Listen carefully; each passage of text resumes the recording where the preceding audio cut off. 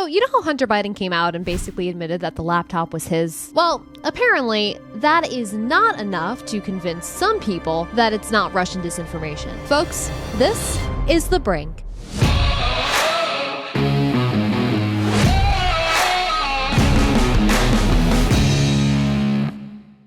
And remember to like, comment, and subscribe if you like me and you like what we do here. And if you love it, you can also become a Daily Caller Patriot. And remember, Christmas is coming up. The holiday season is here. This is the gift that keeps on giving. So there's a link in the description below. So former CIA Director Leon Panetta said on Fox News that he doesn't regret signing on to the Hunter Biden laptop letter, which dismissed the laptop as Russian disinformation.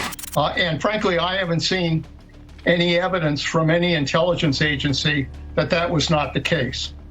You don't think that it was real? I think that disinformation is involved here. Now, just to be clear, Hunter's attorneys literally admit in 2023 that the laptop is his. The Daily Caller and other outlets have had experts look at the laptop and say, yep, it's his. And a lot of us have also seen the contents of the laptop and all said, yep, that's Hunter, right? So everyone but the former CIA director can distinguish between Russian disinformation and a man who literally admits that the laptop is his. Seems like we all need to get like some kind of pay raise, or he needs a pay downgrade, or to be ignored. And as Israel continues to try and fight Hamas, guess who's likely bankrolling the terrorist organization? China.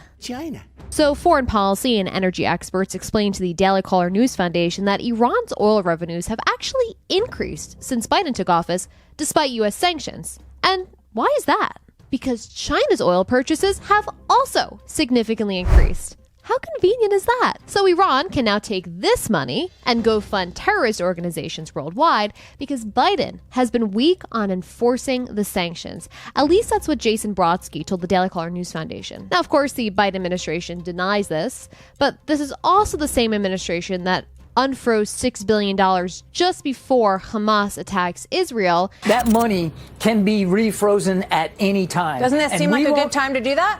We won't hesitate to make that decision if we feel we need to. And then John Kirby says, well, we can't 100% rule out that Iran helped Hamas carry out this attack, so Hamas wouldn't have been able to function at all had it not been for propping up by the Iranian regime. And what would our media world be without left-wing corporate media shilling for men who are mentally ill and believe that they're women? So the Washington Post tweets this. A 21-year-old University of Wyoming student was looking for a community. Instead, she faced death threats, a federal lawsuit, and an attempt to kick her out.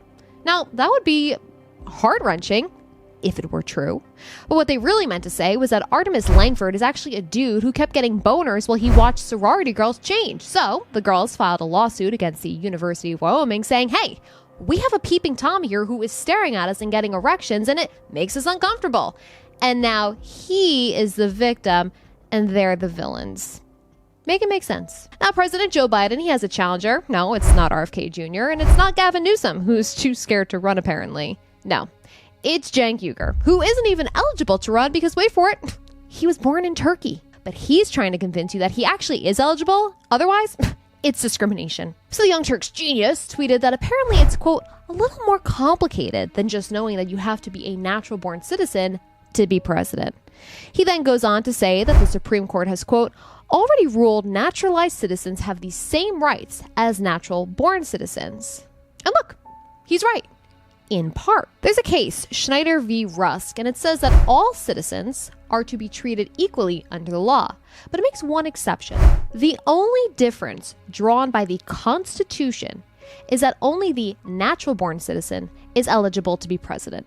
And again, even if you don't want to take, the Constitution or the Supreme Court at face value, and I'm talking to you, Cenk, then you can look back at some of the founders' writings. That's the beauty of history. It's all there for us, right? So our first ever Chief Justice, John Jay, he wrote to George Washington back in 1787 that it would be wise to have, quote, a strong check to the admission of foreigners into the administration of our national government, and to declare expressly that the command-in-chief of the American army shall not be given to, nor devolve on, any but a natural-born citizen.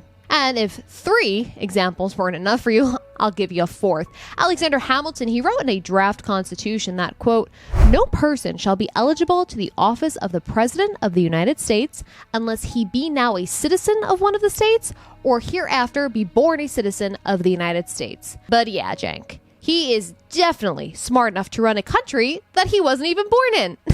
Make it make sense, right? Folks, that's all for today. We'll be back tomorrow with more On the Brink.